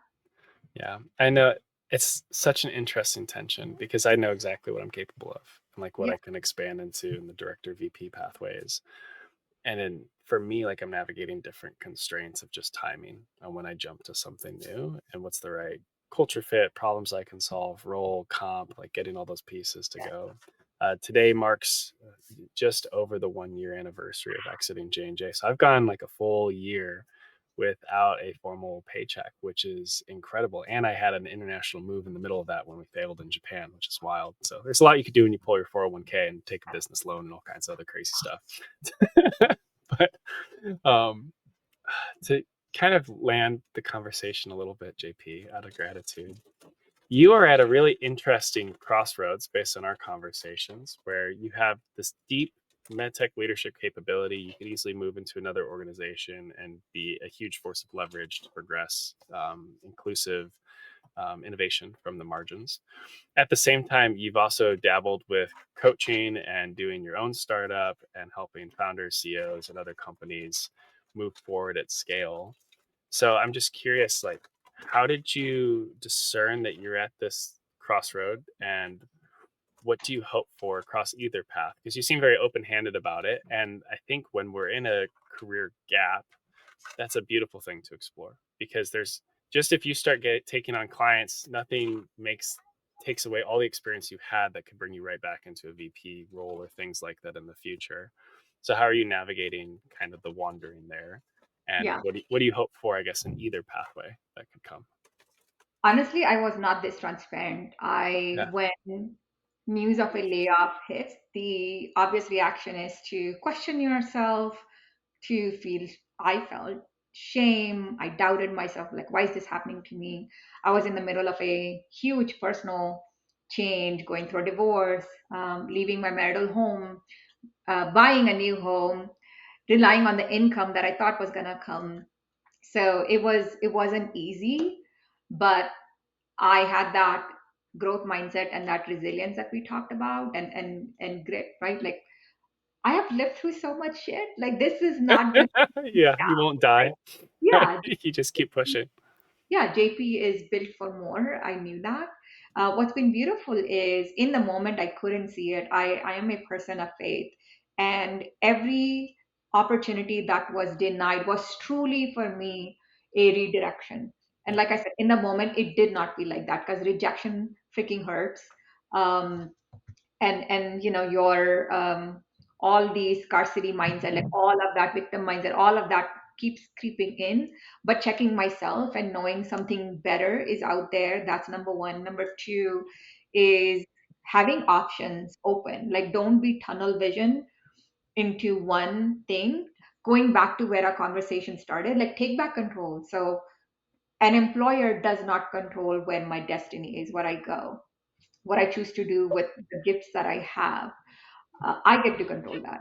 I get to decide where do I want to bring my values, my gifts to, in what time frame, what location, all of that, what disease state, what I'm working on, what innovation, but also the people that I work with. And hence having these two options that I'm simultaneously pursuing. It's a full-time role with a MedTech biotech opportunity, but also having, because I care so much about people and elevating people to their highest potential, whether it's startup founders, CEOs, or people at our level who are looking to just elevate themselves in their personal and professional life, having those two pursuits, that gives me some options, while doing what I love to do, which is leading people, elevating them to live their highest potential. So that's how I'm seeing, the road ahead for me.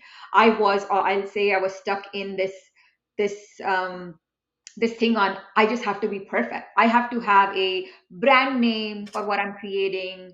I have to have a niche for what I'm creating. There's so many people who can say they're coaches and consultants. Like, what's my niche? What do I bring to the table? Mhm. So I had that imposter syndrome, if you will. Like, who am I? Do I belong here in this pretty clouded space on, on coaching? But you just have to take action. You just have to, you taught me this too, like, you just have to start your journey, and the rest will follow. And that's been great to me as well. Mhm. And you have the tenacity for it. Yeah. I mean, you are a fierce entrepreneur in many ways. So I'm excited to see how that progresses in parallel, because any company would be lucky to have you. And you have some interesting constraints you're navigating just based Yeah. on being present as a mother. You're rooted in Cincinnati. You can still Yeah. lead at a global level. And when you take on clients, you'll have to figure out how to accommodate that as well. And I just trust you'll figure it all out. Any Yeah. company's lucky to work with you. It'll be cool. They are, I Yeah, believe. Yes. it'll be fun. Well, I guess, yeah, I'm looking at the clock. I got 5 minutes before I get in trouble. Before we get into any lingering thoughts you have, I am curious if you could unpack your name. So you go by JP. Yes. I thought Juthika, Yes, if I said that correctly. you So did. how did you land on that? As you come from India, you've lived in the U.S. this long.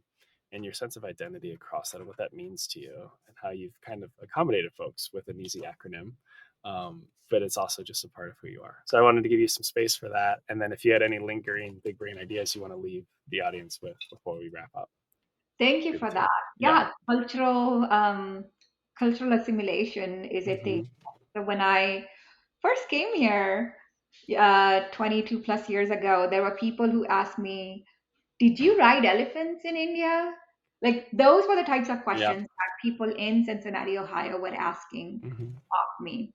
And I used to like laugh it out and say, "No, actually, it was a giraffe." Yeah. And I could really reach the tall skyscrapers in Bombay, so we would have a laugh at it. But so I good thing is I have a thick skin. I didn't let it get to me. But at the same time, when I saw my daughters being asked these undergoing some of these microaggressions, like I Yeah. had to take an action. Anyway, so with my name Juthika Pal, and I used to say it's pronounced the way it's spelled. It was people just did not seem to either understand, respect, take the time, honor, Hmm. and every conversation about my name turned into like a 10-minute conversation. And I have been called many different names: Jessica, Hutika, Judika, Jutika. Like none of them is right. And I willingly chose to center their comfort to get away from this 10-minute conversation to get to know me, because we were just stuck on a name and they wouldn't get to know me and who I am. So I wanted to remove the barrier in that case. But also like JP sounds cool. I haven't met a lot of JPs and Ps, so I created a niche for myself by using my initials. But I personally, when I meet somebody who has a different name, I make the time to ask for the name, clarify my intention, Yeah. look for a recording. What's been beautiful is LinkedIn does have a little like audio clip you can put about with the pronunciation of your Oh, name. really? I didn't know Yeah. that. So Okay. that's been great. I really appreciate that big corporations are making that effort, just like adding your pronouns, like making that effort to be overt in including people and their pronunciation. So that's a little bit nuance about my name.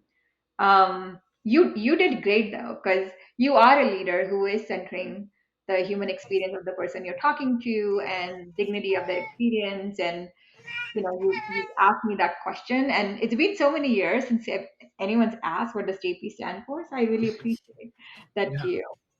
you have. Okay, lingering thoughts. I would say for leaders that are feeling this conflict or tension between values and business pressure, right? There's a lot of tension right now, tariffs, layoffs, short term revenue, longer term outlook, doing right by our people, like that tension. I would say you don't have to choose between being effective and being aligned to those values. Like values aligned leadership means taking actions, making decisions that reflect your purpose, who you are, while driving results. And when you lead from that place of authenticity and that alignment to your moral compass, you engender trust, clarity, and build a culture where people they long to be part of that, right? And then you create that momentum and innovation that is truly breakthrough and game changing for many patients who need that. So that's what I want to leave for the people that are trying to balance this misalignment or tension right now. It's so beautiful. It has been such a joy to connect with you. And Jithika, you have a beautiful big brain and heart for what you're building towards. And I'm just excited to see what you do next. It's going to be a lot of fun. I'm humbled and honored to be part of your show, your event, your Sunday Sips. I'm excited to see where you take your community forward Mhm. and what you build and what's next for you too. Like one little setback is not a setback. It was a setup for something greater. I truly Mhm. believe that for you as well. So I'm excited to see what's next for you. My gosh, thank you so much. And how can folks connect with you? Just LinkedIn is what you want me to Yeah, post in the thank video? you for asking that. Yes, Yeah. please connect with me on LinkedIn. My LinkedIn URL has jp-pal Pal, JP Pal on it. And then I also have an email, highestselfcoach@gmail.com. So I would love to connect with folks and pour into people and support you on your journey as well. Hey, it's Joe from way in the future. As I've been lost in this conversation, I've probably listened to it about 10 to 20 times. And I'm really excited to share the 5 big brain ideas that Juthika has around aligned leadership. I took a whole bunch of notes. So let's hop over to my magic tablet and we'll jump into it. And at the end of that, I also have 3 quick things I could share with you that are kind of a gift related to this conversation. So, number 1, let me get my magic tablet. Boom. The first one is if you are stepping into a new leadership context, the first recommendation Jessica made was you need to go slow to go fast. It is so counterintuitive and so valuable to take some additional time in the first couple weeks to months of your new opportunity. Hello, buddy. He's sharing a panda. Thank you. Let's take a little bit of time to really understand the landscape, to be aware of what culture you're stepping into before you just start changing things. And it's an area where I've been overeager in certain roles as well, and it's important to dwell and create that space of immersion. So that's the first step. The second step she shared, if you're stepping into a new leadership role, is I can't spell. Ethnographic research on your organization. This is so important. You have to understand the culture. You have to really step out of your biases and everything you thought coming into the role and understand how are people driven, how are they incentivized, what constraints are they navigating, and then where are their opportunities to then push or nudge the culture, which gets to step 3, which is activate. And the timing of this, I think, is dependent on what role and context you're working in, but you're trying to find the necessary change in an organization. And this is where you get to put your stamp on something, which is awesome. I think a lot of times when you step into something new, you'll feel this judgment or this pressure that you have to get to that change quickly. But a lot of times we need to assess and immerse and build trust and be authentic in that context to get that alignment before we then bring people towards a new horizon, a new direction we're setting course towards. It's number 3. Now, number 4, this is her words. She said amplify. And then in brackets, how I'd contextualize it is signal versus noise. You need to figure out what aspects of the culture, the process, the team, the innovation to amplify or build up. That's the signal that you want to follow. And then for any noise, or I can't think of another word for noise, anything that that isn't important, to actually have the discretion to cut it and dampen it out. So that's the opposite of amplitude or amplifying. I'm sorry, I got like kids all over this house. My brain's a little flustered. All right, so that's amplify. Number 5, I'm like, I only have this little 3-minute pocket with you. And then I got to jump back into edits. We have measure indicators of success. So this step is really important. It's important to have a dashboard that brings everybody together. To know what success looks like is super important within your context. And from there, to have the metrics necessary, the means to see it and keep it in front of the team. Because a lot of times, if there's lack of psychological safety, people are hiding things, which isn't helpful. All right. So those are 5 big brain ideas from Juthika. Fantastic. Now, the 3 things I can share. Kai, you got to wait, buddy. And you need to be dressed. You just need to wait, because I'm recording something, and then you can play. I promise. I just need 2.5 minutes, my man. You rock. All right, so we got 3 quick gifts. And actually, there's a 0 gift. I got to draw my little pictures really quick before I forget. Ta-da. Hopefully this will be helpful. We're in lightning mode right now. All right. So first gift, which is super simple. Just go connect with Juthika. She is a gift in herself on LinkedIn. And I'll put a link in the description, but like it's definitely worth pulling up really quick. Let's just hop over to her profile. There she is. So yeah, come interact with her on LinkedIn. Send her a connection request. Send her a message. Just telling her what you got out of this conversation, what was beneficial to you on your journey, what you plan on applying. If you are in a circle of power within an organization that can accommodate her and her family being based in Ohio, and you think that she could really change the culture and the feel and the impact of your team, like reach out to her, like tap her on the shoulder, because there's great spaces she could play in.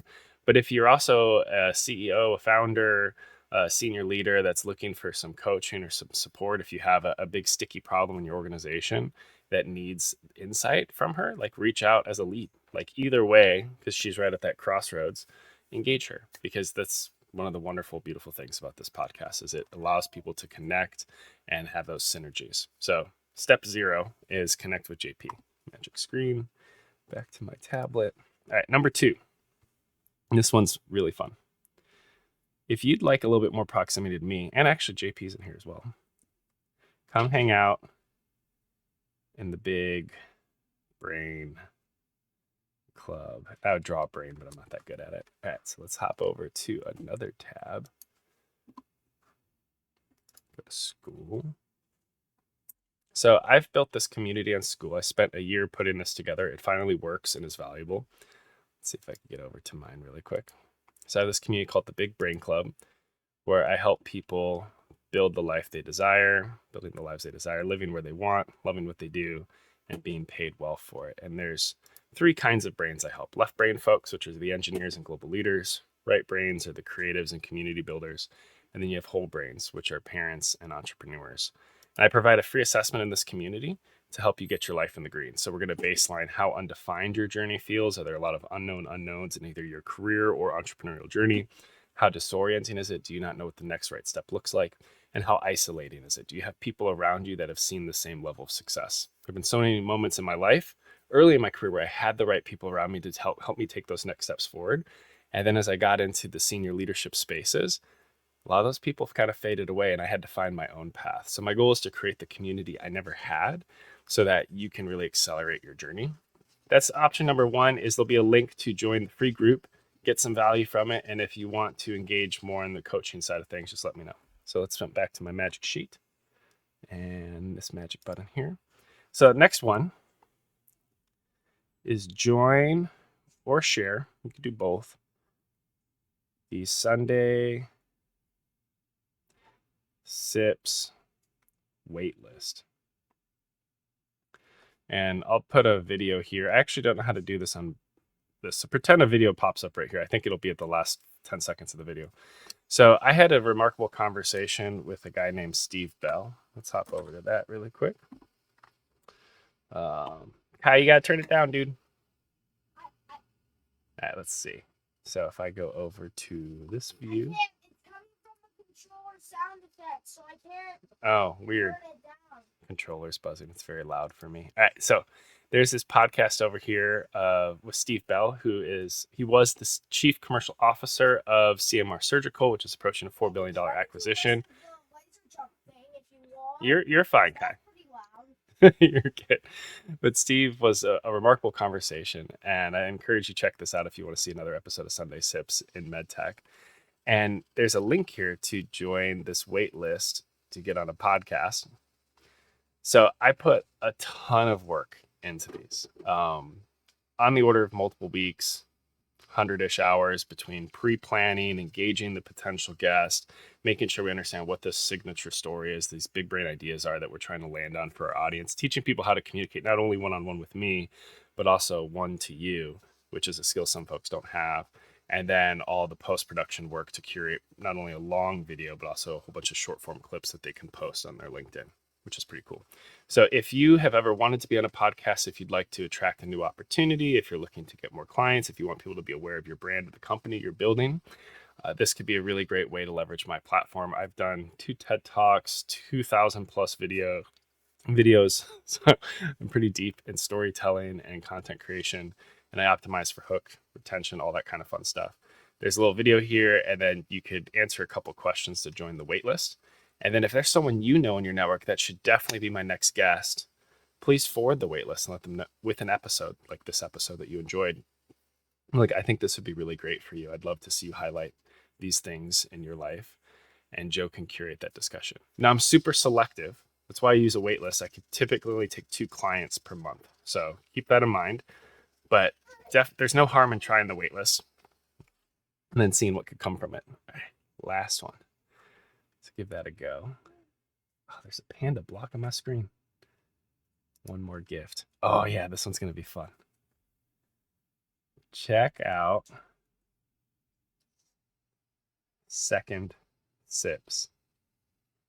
So there's certain language that we use during this discussion that you might not have fully grasped, which is fine. A lot of you aren't deep in MedTech. A lot of you aren't deep in medical as well. There's this buzzing toy that's just breaking my brain right now. A lot of you aren't deep in MedTech. Some of you aren't deep in business to the level that Juthika is. So what I do is I actually go deep on this edit. And throughout this whole edit, these colors are different clips that'll eventually be short form vertical content. I put these markers in here for key moments where we were discussing something. And what I'll do is I'll play that marker for a minute, minute and a half, and then I'll pause and provide richer context, whether it's defining something, sharing case studies from my story, because I want to create as much space as possible for the guest, Juthika. So I withhold certain things I'm thinking. So it kind of lets you behind the scenes into my head. And hopefully that's helpful. So if you want to check out Second Sips, I will do a deep dive into all of these markers throughout this conversation. It gets super nerdy, super technical, deeply applicable, and hopefully helpful. So anyway, friends, that's all I have. Thank you for being a part of both my journey, Juthika's journey. It's been a wild year of all in entrepreneurship following a decade at J&J, and I'm curious what happens next and appreciate you all being here for the ride. Oh, and if this is helpful, share it. Like, take a link, send it to a friend, and just spread it around, because it's some of the ways we have to work around the algorithm is just making something so good that people have to tell their friends, and then it helps amplify the message. And I love curating these big brain ideas and messages. So anyway, keep changing the world. Have a drink. You can sip on that. I'll see you on the next one.